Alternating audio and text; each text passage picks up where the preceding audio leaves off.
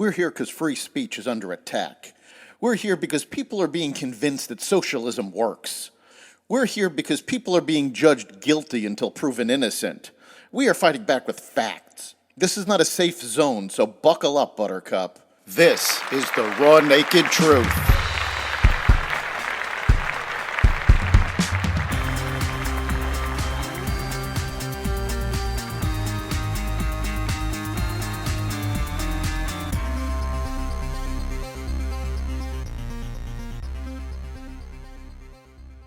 Math scores drop. University presidents testify before Congress. The loss of a sitcom legend, and more. Welcome to the Raw Naked Truth. I'm your host, Eric Lopkin, and here's the news you need to know. U.S. students' performance in math plunged last year in a global exam, according to results released Tuesday. Scores fell in much of the world, but U.S. 15-year-olds, with their 13-point drop, lagged behind their global competitors.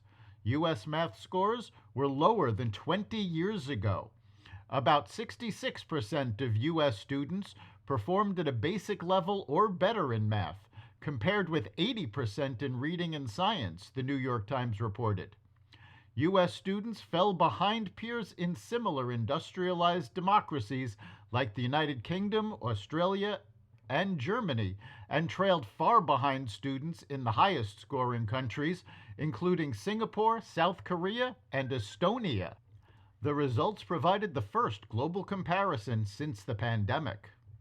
Israel said Tuesday its military forces had reached the heart of Khan Yunis, Gaza's second largest city and Hamas's last major bastion. The push followed Israel's intensifying bombardment in southern Gaza after an initial focus on the north of the Palestinian enclave. Israel's military said it was engaged in the most intense day of battles since Hamas started the war.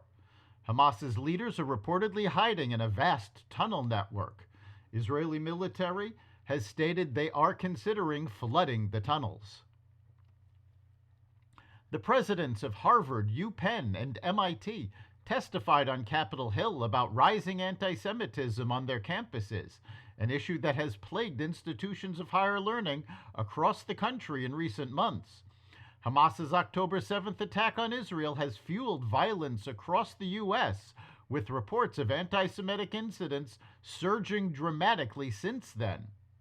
After Harvard President Claudine Gay refused to say that the calls for the genocide of Jews was a breach of the Ivy League University's Code of Conduct, the local campus's Jewish organization called on the president to take action to protect Jewish students.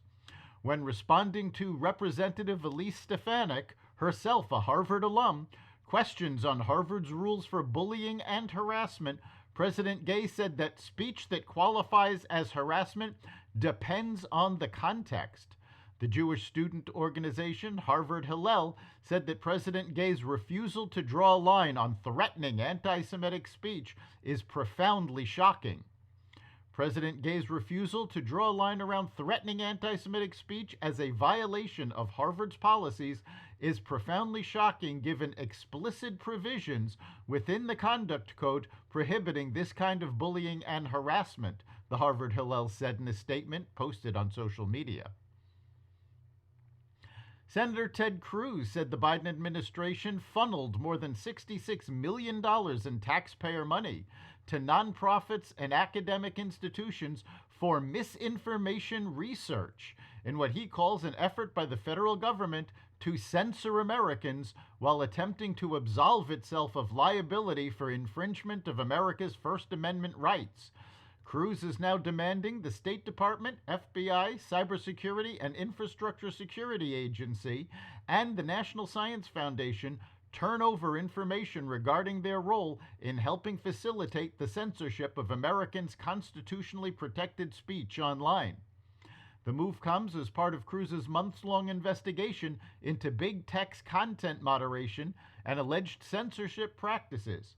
Cruz's office says the ongoing investigation has exposed the extent to which suppression of free speech on social media has been driven by government agencies and non-governmental third parties that receive funding from taxpayers.